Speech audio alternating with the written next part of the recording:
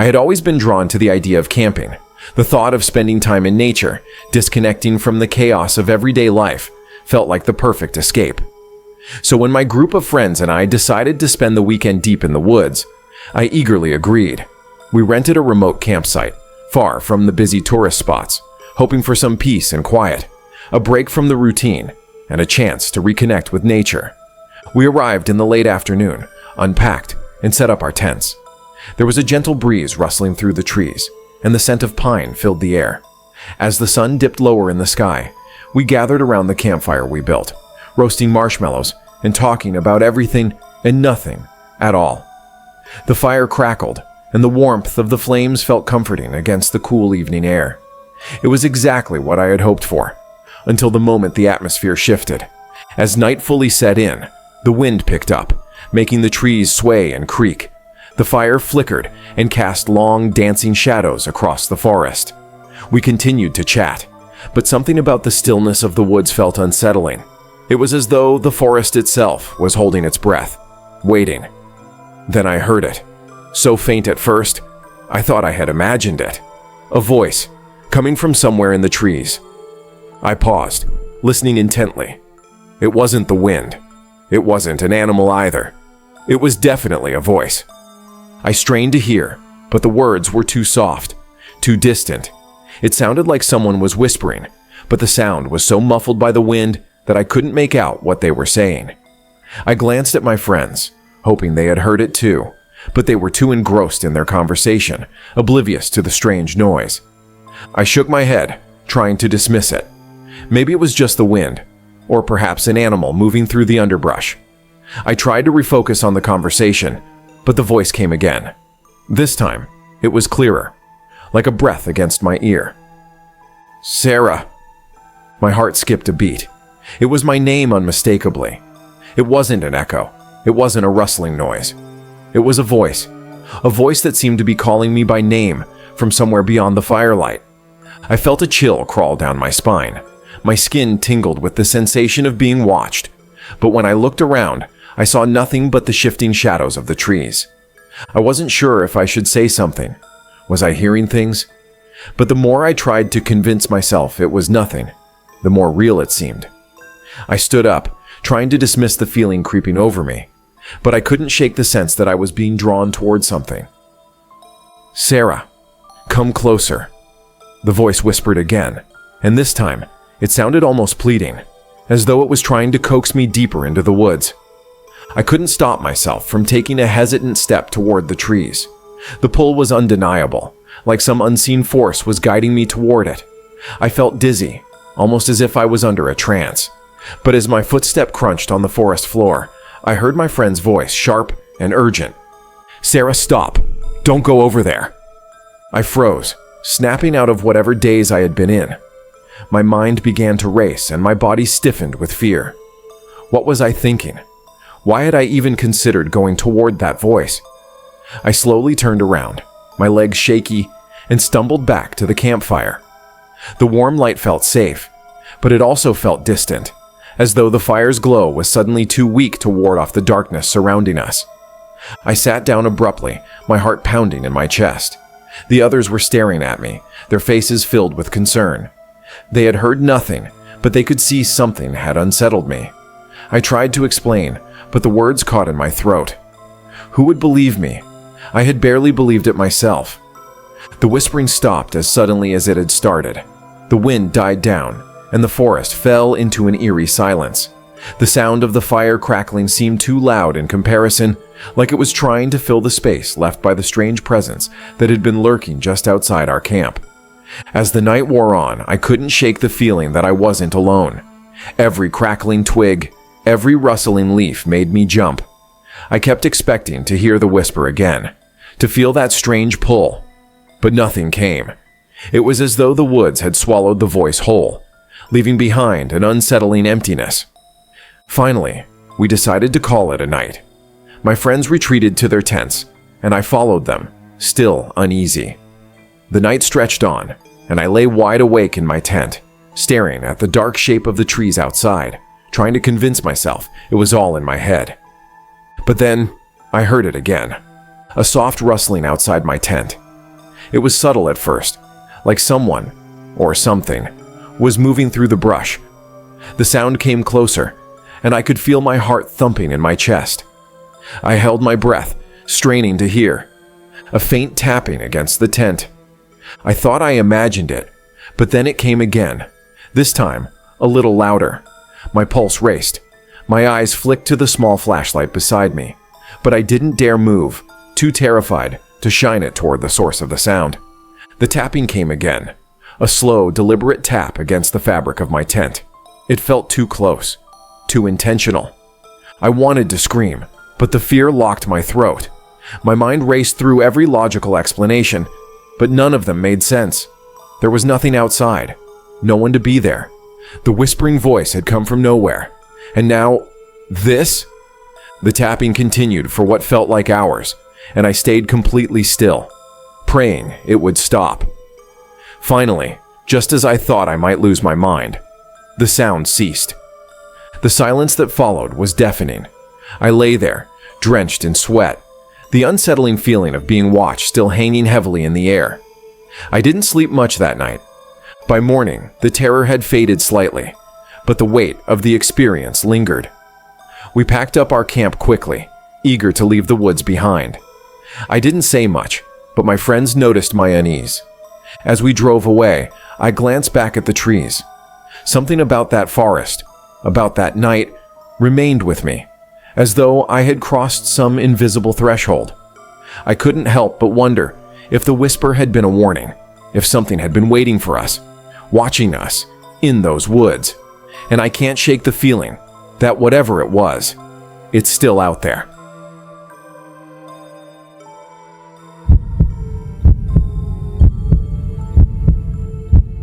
I've always been a fan of the outdoors, hiking, camping, fishing, anything that got me away from the hustle and bustle of city life.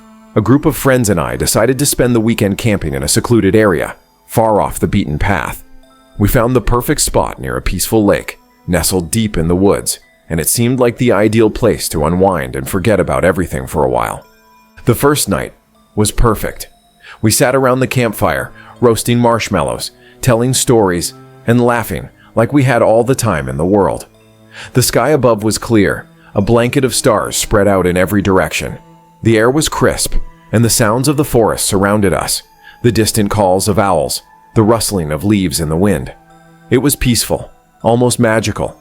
But as the night grew darker, I started to notice something strange. The usual sounds of the forest began to fade, replaced by a strange, unsettling silence. The wind stopped. The rustling of leaves ceased. It was as if the entire forest had held its breath, waiting for something. I didn't want to alarm anyone, so I kept it to myself, but the feeling of unease crept over me like a cold shadow.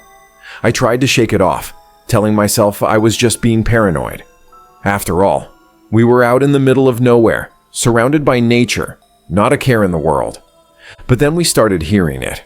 A low thudding sound, distant at first, but it grew louder. It was coming from the direction of the trees. Footsteps. At first, we all assumed it was just an animal, maybe a deer or something larger moving through the woods. But as the minutes passed, the footsteps didn't sound like anything I had ever heard before. They were too deliberate, too rhythmic. It was as if someone or something was walking toward us, step by step, with purpose. "Do you hear that?" my friend Rachel whispered, her voice shaky. We all fell silent, straining to listen. The footsteps continued, each step growing closer. But still, no one spoke. It was as though we were waiting for someone to break the silence, to say it was nothing. But no one did. The air was thick with tension, and we all felt it. The sound was getting closer, closer than I could have ever imagined. I grabbed my flashlight and pointed it toward the trees, trying to catch a glimpse of whatever was out there. But there was nothing. Just darkness. The footsteps stopped for a moment, and then, to my horror, they started again. This time, coming from behind us. My heart was pounding in my chest. We were surrounded, my breath caught in my throat, and I could feel the hair on the back of my neck standing up. "Guys," I said, my voice barely a whisper, "we're not alone." Just as I spoke, we heard a voice, A deep guttural laugh followed by soft murmurs that were too low to understand.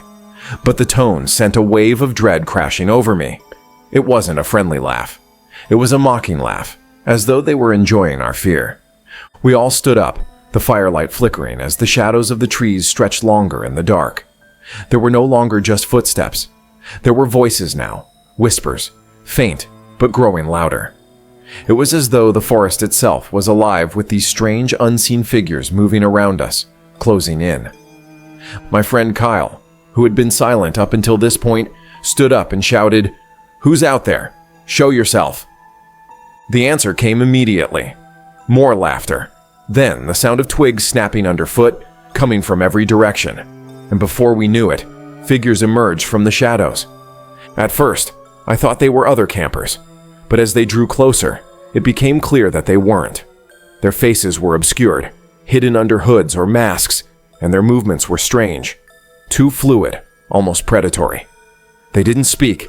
They just watched us, their eyes gleaming from the darkness. My heart raced as panic began to set in. We were out in the middle of nowhere, with no cell service, no way to get help. There was no one around to hear us scream. One of the figures stepped forward, and the rest of them followed. They didn't walk. They glided. There was an unsettling calm about them, as though they weren't worried about us running or trying to escape. They knew we couldn't get away. "Leave us alone," I managed to say, my voice trembling. "What do you want?" The figure who had stepped forward didn't answer. Instead, it tilted its head slightly, as if it was studying us, taking its time. I could feel the weight of its gaze, even though I couldn't see its eyes under the mask. There was a long pause, and then one of the figures, what looked like a man, but something about him felt wrong, reached into his cloak and pulled out a knife. It wasn't a big knife, but it was sharp, its blade glinting in the dim firelight. My blood ran cold as I realized they weren't here to talk. They weren't here to ask for help. I backed away, my feet stumbling over rocks and branches. My friends did the same. We didn't know what they wanted, but we knew we had to get out of there. As we moved away from the fire, the figures didn't chase us. Not immediately. They just watched. Their presence was suffocating. We made it to our tents, but we couldn't sleep. The figures lingered around the campsite, moving through the trees like shadows, their whispers carried by the wind. We could hear them even after we had zipped ourselves into our tents. The sound of footsteps, the rustling of leaves, and those horrible mocking laughs. We didn't stay another night. At the first sign of daylight, we packed up everything in record time and fled, leaving the campsite behind. The figures were gone by the time the sun rose, but I knew they were still out there, somewhere in the woods, watching. To this day, I can't shake the feeling that they were not just other campers. There was something off about them, something darker. Whatever it was that we encountered in those woods, I don't think we'll ever fully understand. But one thing is for sure, I'll never camp in that area again, and I'll never forget the way they moved in the dark.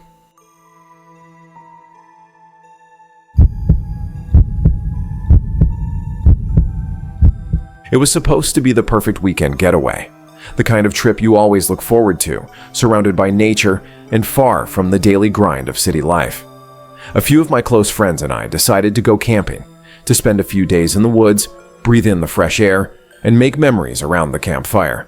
We found a secluded spot deep in the forest, a little clearing far away from any trails, where the only company would be the trees, the river, and hopefully, each other. The first day was everything we had hoped for. We arrived in the late afternoon, set up our tents, and spent the evening by the fire.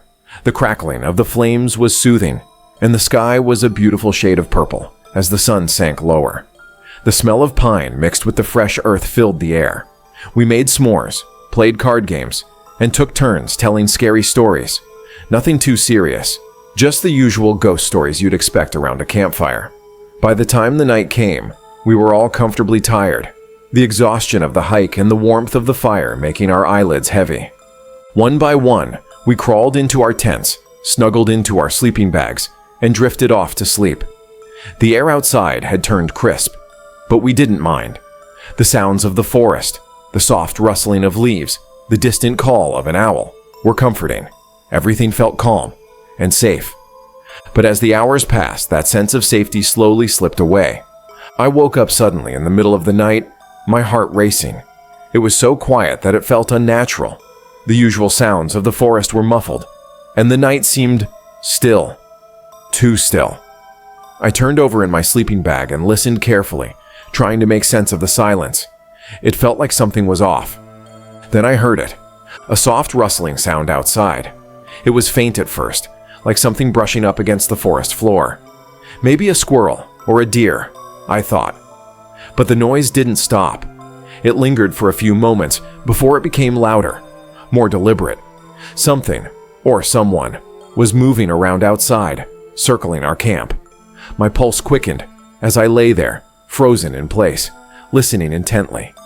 The rustling turned into a series of slow, deliberate footsteps, and they seemed to be getting closer.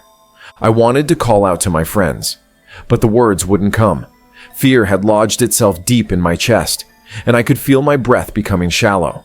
What if it was just an animal? A curious deer or even a bear? That's what I tried to tell myself, but something about the sound didn't fit. It wasn't the normal noises of the woods. These steps were too heavy, too rhythmic, and they weren't made by any animal I knew of. I strained my ears listening to the sound, my heart pounding faster now. Then, the rustling stopped completely. For a moment, there was nothing, just an eerie silence. My brain told me it was nothing, just a trick of the mind. But deep down, I knew it wasn't.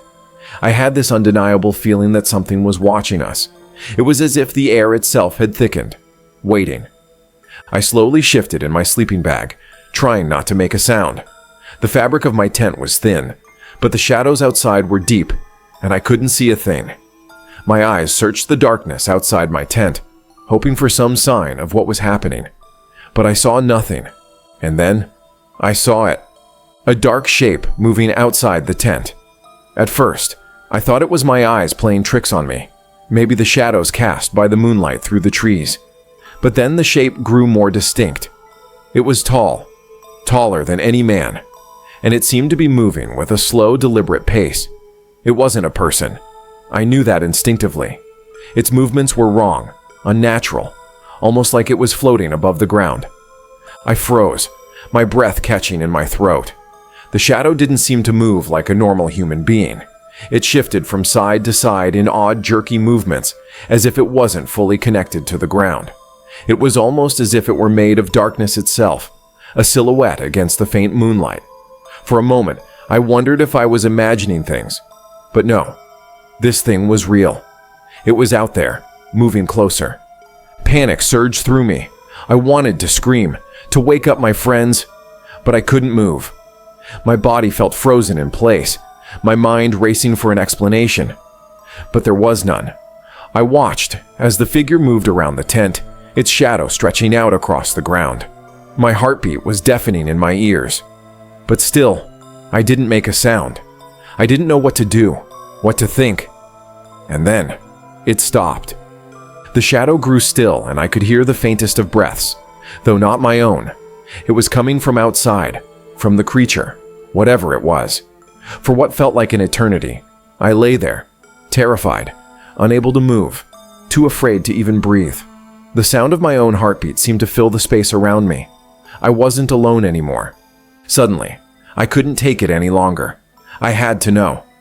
I slowly reached for my phone, trying to turn on the flashlight without making a sound.